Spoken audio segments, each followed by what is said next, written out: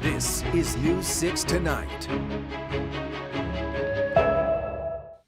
Good evening and welcome to News 6 Tonight as our first evening of streaming on YouTube. Feel free to comment. We will be able to see your comments come up on the screen. Glad to have you with us tonight.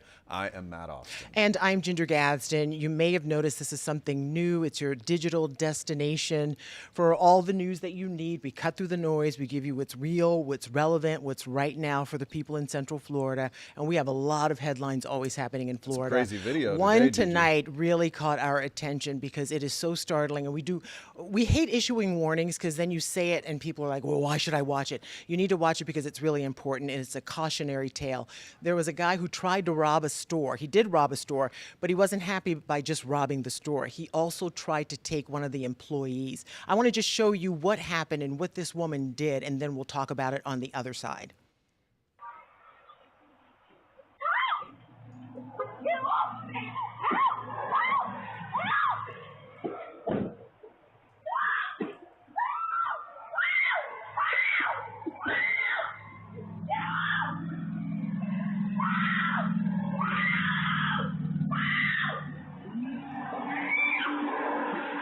Here it is. Yeah, there she goes.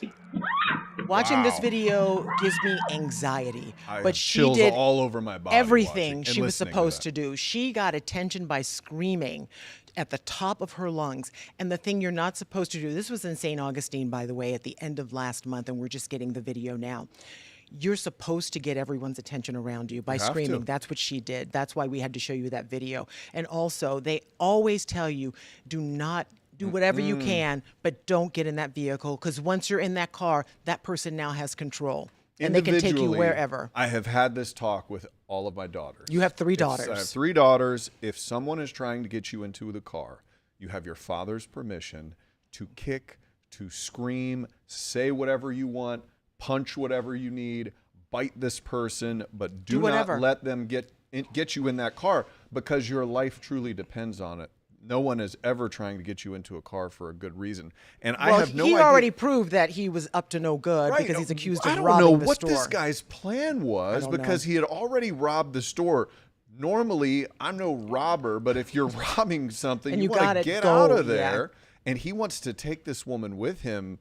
I can only imagine what was going through his head in this scenario, but wow, way tough. I am so proud of this woman. Yeah. Like, as if I have thought of this scenario in my head too many times with somebody I love, to see her kick and scratch and fight scream and get away from that punk. And that screaming is what really saved her too, because someone heard it, a bystander, because there's no way you can hear that and think, oh, that's just someone kidding around.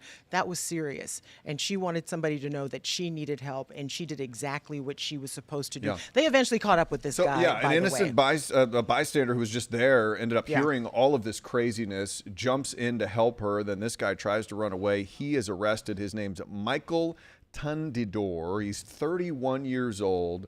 and he is facing so many charges. I mean, you can see an attempted kidnapping possibly on video there, a And the robbery on robbery at the top of that, but a 31-year-old guy.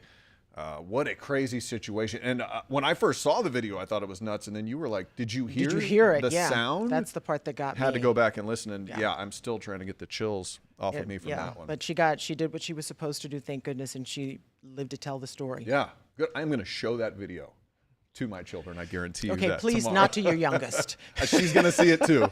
They're all going to see it. So important there. And I hope you talk to your kids about that Yeah, too. absolutely. Another crazy video we have. So it seems like we have one of these road rage situations every week here. We had one about a month ago where a family was coming from Disney, and a guy who was on his way to work at Red Lobster didn't like that they honked their horn at him because he had stopped in a moving path. Yes. So and he waved a gun around. He got arrested. So this time, people driving in Volusia County say a guy pulled over. They almost hit him.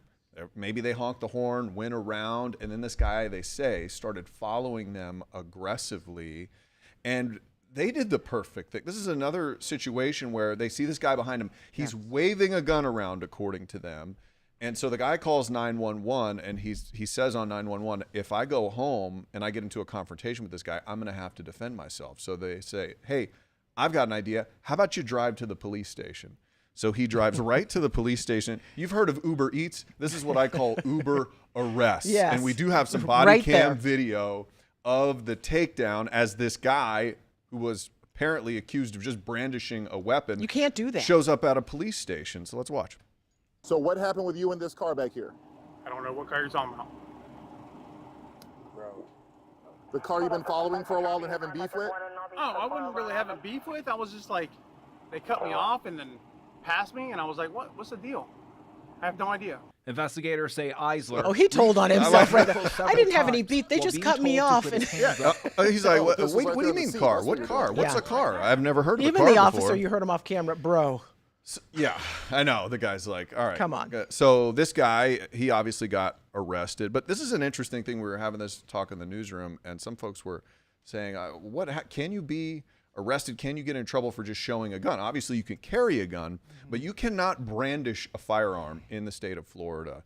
Your intention should be to protect yourself. That's the only time. only reason you should You're show a not gun is allowed to use it. To wave around a gun because you're angry about someone out on the roads. That is illegal.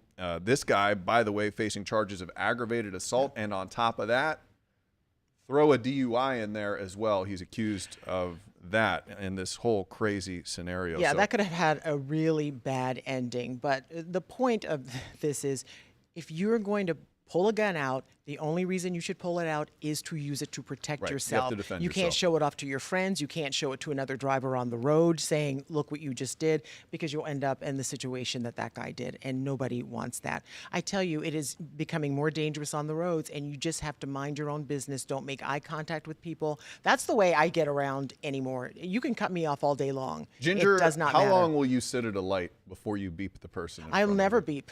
I'll let it just- cycle through till the end of time. I don't care. You will roll through birthdays. I will call into work and say, "Look, I can't come in right now. Somebody's not moving because the light has changed." And I they won't respect go." your patience. Yeah. I do not have that in me. I but know you don't. You're right. I There's a lot of know you crazies don't. out there. Yeah, and it sounds like you might be one of them, though, because you're just gonna just start beeping at possible. people randomly. Another story that we have to talk about, and it's one of those stories that can be a little complicated. We're talking about law enforcement locally, what they are able to do when it comes to ICE. And so Orange County leaders say that they're ready to re-examine their role in the federal immigration enforcement, including the decades-long agreement that they have had with ICE. And it's a story that can be kind of convoluted, so we're going to kind of try and cut through all of that It's for a you. tricky So, one, yeah. county attorneys, they plan to engage the federal government to renegotiate part of an agreement that's been in place since 1983.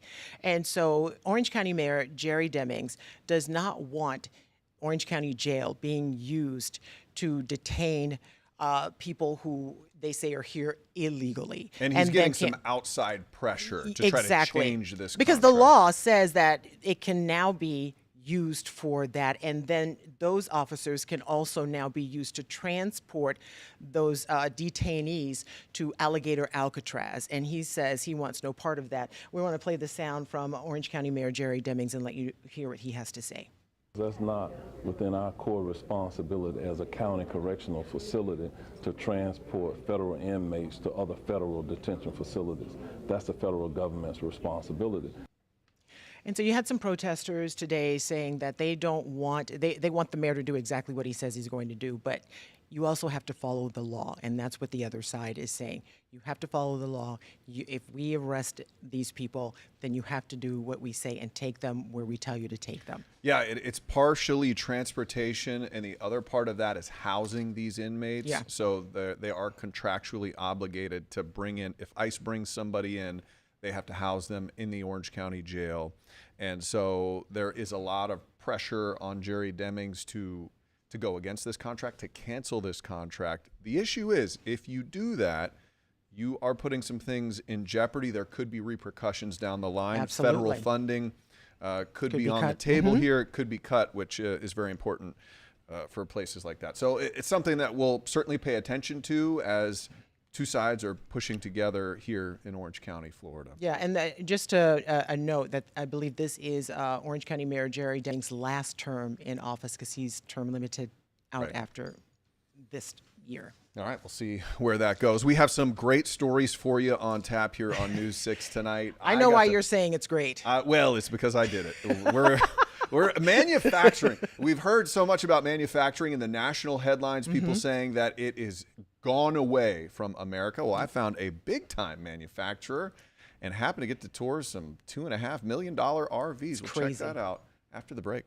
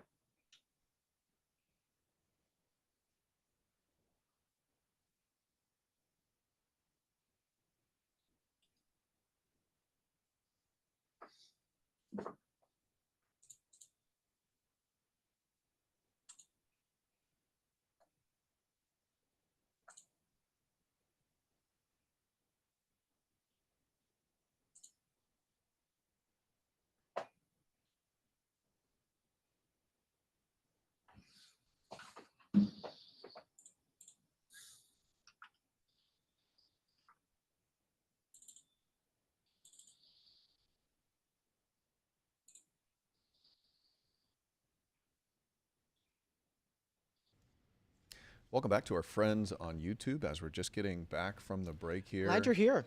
Yeah, glad to have you with us. Feel free to comment. We would love to hear your opinion on these stories. Fascinating stuff that I was able to find out. So I'm very into business. You know, I'm like a Wall Street. I know you're in a lot of people's Wall business. Street Journal guy. I'm all up in your business whenever I can get there. I just think the economy is a very interesting, Of course, it drives multi-layered everything. thing. And so we've heard so many headlines. I read about it every day, how manufacturing is dead in gone. America. And then I happened to find out about this RV manufacturer in Sanford that is producing these multi-million-dollar RVs. I've shown you some of the pictures. I love in the an video RV. from inside. I know, Beautiful. it's the dream. And one of my questions to them was, who can afford these things? We'll talk about that a little bit. But as far as the manufacturing goes, they are facing some interesting issues that they've never really run into before. They have tariffs. They have inflation is huge. It's caused him to raise those prices that are already on the luxury side. The biggest issue, though, might surprise you. It's labor. Let's listen to what the guy who owns Millennium Luxury RVs had to say about this. So you're dealing with tariffs, you're dealing with inflation, you're dealing with labor shortages. As a manufacturer in Central Florida, what would you say is the biggest challenge you face? Biggest challenge right now, our workforce is aging out. You know, I'm having a lot of folks retire. You cannot replace a cabinet maker today. Which is kind of crazy, right? So they bring in the wood from wherever, and then they build the cabinets to fit your RV, each one. That's one of the reasons it's so expensive. The couches there, they make them in-house. And he's saying finding a craftsman to be able to do that level of work where you can come in and say, hey, I need these specified cabinets, is almost impossible. Well, you know, I think part of the problem is too, we're always talking about higher education and getting your degree, getting your master's degree, but you actually need people who know a trade and can actually do the work. And that's good work if you can get it. And this guy actually you needs can get it. Yeah. Is what he told me. It's hard to find people to get it. And you know, he told me something fascinating. I didn't even put this in the story, but he said, I have electricians who make more than my lawyers. Oh. Right? I was like, hold on a second. Well, yeah. So that's how good the market is. And right? and you, because those things, if you don't do it right, you've got a rolling disaster, a multi-million-dollar disaster on don't your want your hands. cabinet I do have a falling question. off, Okay, yeah. when you say they manufacture and make them, what do they do in Sanford? What is it that they're putting together in Sanford? Okay, so there's a 120,000 square foot facility there. They basically get the shell in. They order that from Canada. $950,000 is his cost.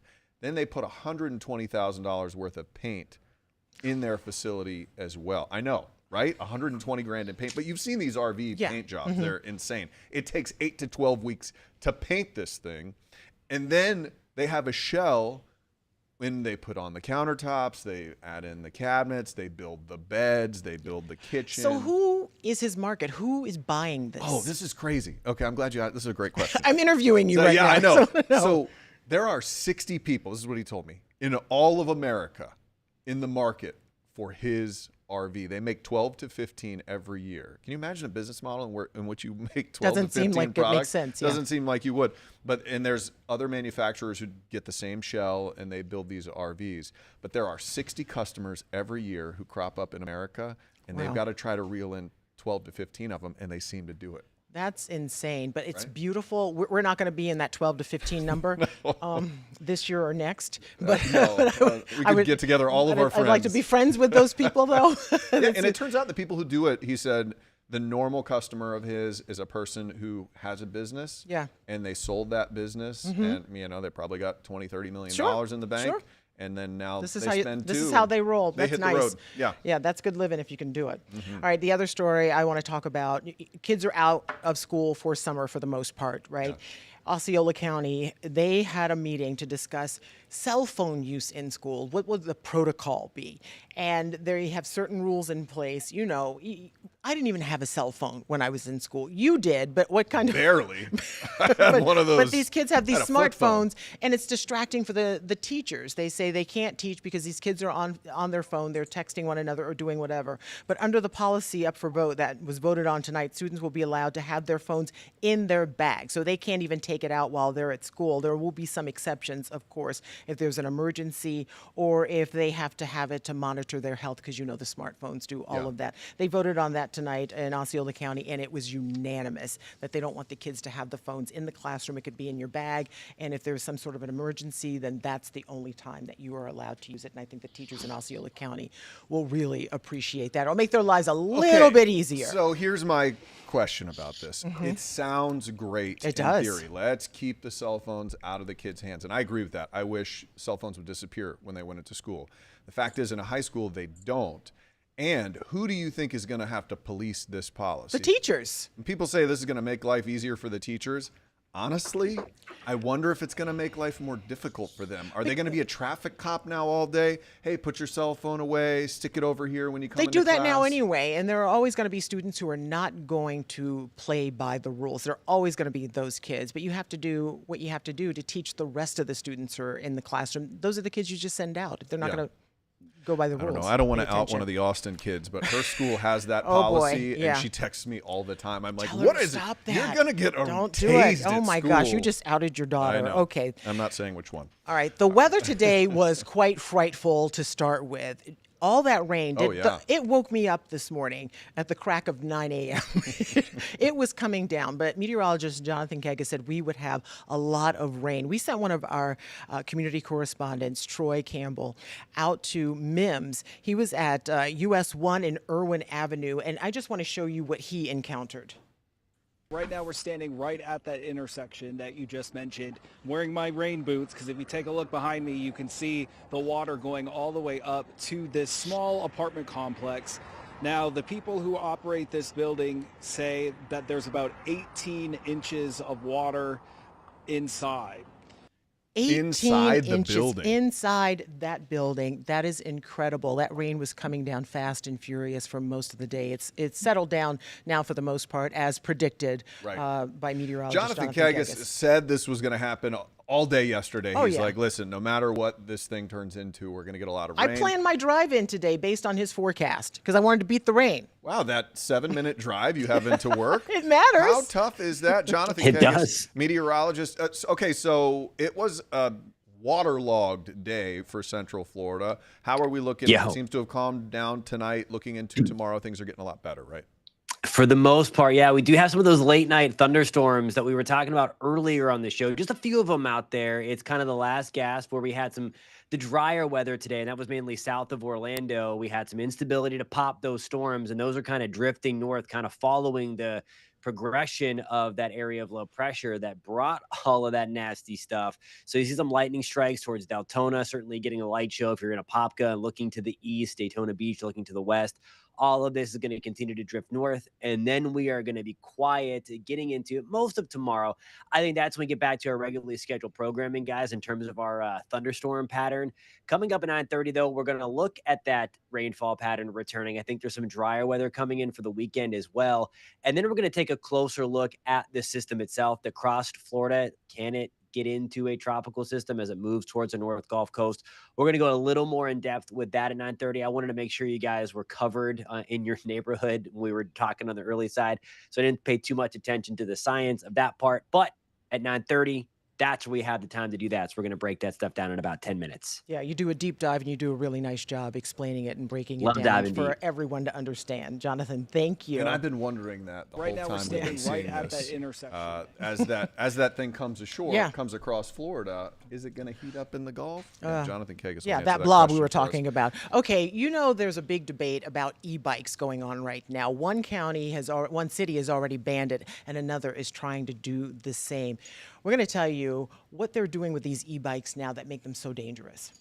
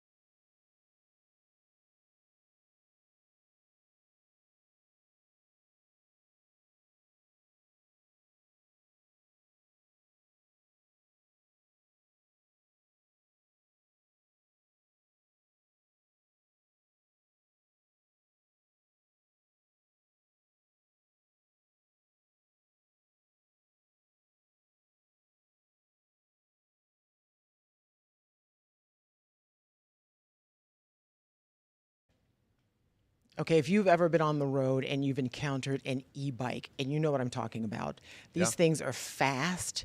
They I can have be one. dangerous. I love mine. You know it.